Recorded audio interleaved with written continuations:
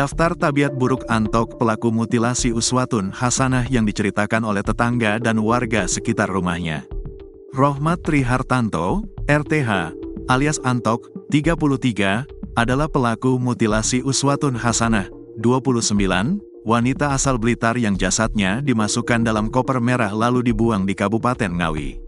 Simak rangkuman selengkapnya dari liputan wartawan SURYAMALANG.com di lapangan. Sosok Rohmat Trihartanto alias Antok rupanya cukup dikenal oleh warga di tempat asalnya di Tulungagung. Warga cukup mengetahui sosoknya meski sosok Antok selama ini dikenal angkuh, tak mau bergaul dengan warga desa. Warga desa Gombang, Kecamatan Pakek terkejut ketika salah satu warganya ternyata menjadi pelaku peristiwa kejahatan keji, kasus mutilasi dengan korban Uswatun Hasanah yang kini jadi sorotan. Warga tidak menyangka jika terduga pelaku yang ditangkap adalah Rohmat Trihartanto, warga desa setempat. Mereka tak percaya sosok yang biasa dipanggil Antok ini bisa berbuat begitu keji. Anto tinggal bersama istrinya di desa ini, rumahnya menghadap jalan desa dan kawasan persawahan. Ibunya menemani budenya, kakak ibunya, di Sambi, Desa Kesambi, Kecamatan Bandung, ucap seorang warga yang tinggal dekat rumah Anto. Selama ini Anto dikenal tidak mau bergaul dengan warga sekitar. Karena sikapnya itu dia dikenal angkuh oleh warga. Selain itu, Anto dikenal sering gonta-ganti mobil. Pokoknya kadang merah, beberapa hari ganti lagi putih, selang beberapa hari lagi ganti warna lain, ungkap tetangga lainnya. Gaya hidup Anto yang sering gonta-ganti mobil membuat warga sekitar merasa heran.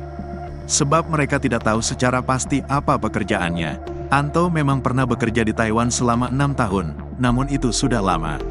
Pekerjaannya apa juga gak ada yang tahu. Tapi mobilnya gonta-ganti, ucapnya.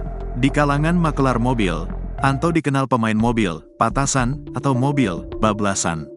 Istilah ini sebutan mobil yang dijual hanya dengan STNK saja. Motif Antok menghabisi nyawa kekasihnya, Uswatun Hasanah, 29, tidak luput dari rasa sakit hati dan amarah. Tersangka naik pitam karena korban Uswatun Hasanah selingkuh dengan pria lain dan menjelek-jelekkan anak kandung Antok. Antok dan Uswatun Hasanah diketahui juga menjalin hubungan terlarang atau perselingkuhan sebab tersangka sudah punya istri sah serta 2 orang anak. Sementara Uswatun Hasanah berstatus janda 2 orang anak dari pernikahan pertama dan kedua yang sudah kandas. Awalnya, Antok dan Uswatun Hasanah disebut sebagai suami istri yang terikat pernikahan siri. Namun setelah ditelusuri oleh polisi hal itu cuma kedok. Antok memakai dalih pernikahan siri agar Uswatun Hasanah tidak dicurigai warga di sekitar tempat kosnya kawasan Tulungagung. Direktur Ditreskrimum Polda Jatim Kombes Pol Farman menerangkan motif atau penyebab tersangka menghabisi nyawa Uswatun Hasanah. Farman menyebut, tersangka sakit hati dengan kelakuan korban yang berselingkuh dengan pria lain. Bahkan, tersangka mengaku pernah memergoki korban bersama pria lain di kosannya kawasan Tulungagung padahal hubungan mereka sudah berlangsung 3 tahun. Farman menyebut, tersangka merasa tersinggung karena korban kerap mengolok-olok anak perempuannya. Perlu diketahui, tersangka memiliki istri sah dan sudah dikaruniai 2 anak perempuan. Korban disebut pernah mengolok-olok dan menyumpahi anak tersangka dengan ucapan yang tidak terpuji. Lain lagi sakit hatinya, berdasarkan hasil pemeriksaan, bahwa tersangka memiliki seorang anak perempuan, kata Farman. Pernah berucap kepada tersangka bahwa korban mendoakan kalau nanti sudah besar anak ini akan menjadi, mohon maaf, PSK. Nah itu membuat tersangka sakit hati, terangnya. Dalam melakukan kejahatan kejinya pada korban yang merupakan pacar gelapnya, Antok bertindak layaknya pembunuh profesional. Upaya menghilangkan jejak dengan memutilasi korban dilakukannya dengan cepat dan rapi. Menurut Direktur Ditreskrimum Polda Jatim Kombes Pol Farman, tersangka mengakui menggunakan pisau untuk memutilasi tubuh korban. Pisau yang digunakan dibeli di minimarket dekat Hotel Kota Kediri. Proses pembelian pisau tersebut dilakukan tersangka seusai mencekik korban di kamar hotel. Dia pengakuannya pakai pisau itu, ujar Farman di Gedung Bidang Humas Mapolda Jatim, pada Senin, tanggal 27 Januari tahun 2025. Meskipun alat pemotong, pisau tersebut kecil, ternyata, tersangka memiliki teknik khusus agar memudahkan upayanya memutilasi tubuh korban. Tersangka membutuhkan waktu sekitar 3,5 jam untuk memutilasi korban. yakni mulai pukul 1.30 hingga pukul 5 waktu Indonesia Barat, sesuai bukti rekaman CCTV di teras kamar hotel yang disewa tersangka. Lalu dari mana tersangka memperoleh pengetahuan dan kemampuan teknik pemotong semacam itu? PS Kanit 3 Subdit 3 Jatanras Ditreskrimum Polda Jatim AKP Fauzi mengungkapkan, tersangka mengaku saat diinterogasi, memperoleh kemampuan karena pernah memotong kambing. Dia sudah saya interogasi. Dia cerita, saya sering motong kambing, ujar Fauzi seraya menirukan kalimat yang didengarkan dari tersangka selama interogasi, saat dihubungi, Senin, tanggal 27 Januari tahun 2025. Tersangka memiliki pemahaman yang cukup dalam mengiris atau motong daging.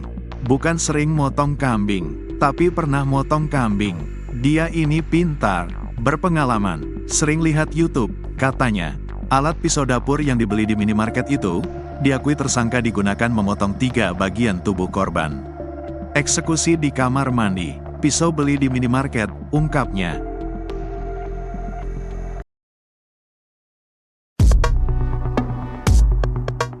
Terungkap peran pria yang duduk depan kamar hotel, diminta pelaku mutilasi lakukan ini.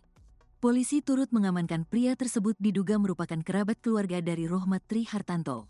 Dalam CCTV di hotel tersebut, seorang pria sedang duduk di sebuah kursi depan kamar 301 saat Antok membawa koper berisi mayat Uswatun. Hal tersebut diungkap Direktur Ditreskrimum Polda Jatim, Kombes Pol Farman, saat pers rilis pada Senin, tanggal 27 Januari tahun 2025. Berdasarkan CCTV ada 2 orang di situ, satu tersangka RTH alias A, satu lagi sudah kita amankan dan kita periksa untuk mendalami peran dari yang bersangkutan, ujar Farman. Didalami polisi, pria tersebut sempat dimintai tolong oleh Antok untuk membawa jasad Uswatun Hasanah ke Tulungagung. Hasil pemeriksaan yang bersangkutan masih kerabat dari tersangka, dimintai tolong untuk ngedrop tersangka ini ke rumah neneknya di daerah Tulungagung, di rumah kosong, bebernya. Tersangka dan kerabatnya pun kemudian membawa mayat korban mutilasi tersebut ke rumah kosong milik neneknya. Mayat ini sempat nginap di beberapa tempat, di rumah kosong di Tulungagung, baru tanggal 21 itu pembuangan tahap pertama, baru dilanjutkan tanggal 22 terhadap kepala yang terpental kembali ke dalam mobil pada saat dibuang. Namun, tersangka sempat membawa kembali bagian kepala korban yang sempat dibuang, karena takut menimbulkan kecurigaan saat sepeda motor lewat. Kenapa pada saat itu diurung tidak langsung membuang kepala yang mental ke dalam mobil? Karena pada waktu itu ada pengendara sepeda motor di belakang mobil tersangka, sehingga dikhawatirkan dicurigai. Maka diurung, kata Farman. Saat ini, Kepolisian Daerah, Polda Jawa Timur masih mendalami peran pria kerabat tersangka. Sebelum dibunuh, korban dan tersangka sempat cekcok. Tanggal 19 check-in malam, ada cekcok dan terjadilah korban dijepit oleh tersangka sehingga meninggal dunia, kata Dirkrimum Polda Jabar, Kombes Pol Farman dalam konferensi pers, lewat YouTube Kompas TV, Senin, tanggal 27 Januari tahun 2025. Rohmat membunuh korban dengan cara dicekik. Korban dicekik oleh tersangka sehingga meninggal dunia, terangnya. Namun setelah korban meninggal dunia, pelaku sempat kebingungan sehingga terpikir untuk membuang jasad Uswatun Hasanah. Tersangka kemudian sempat pulang ke rumahnya untuk mengambil koper, lalu menyiapkan plastik, lakban, dan pisau. Setelah meninggal dunia, pelaku merasa kebingungan dan berpikir untuk membuang mayat yang sudah dibunuh, terangnya. Dari situlah muncul niat Rohmat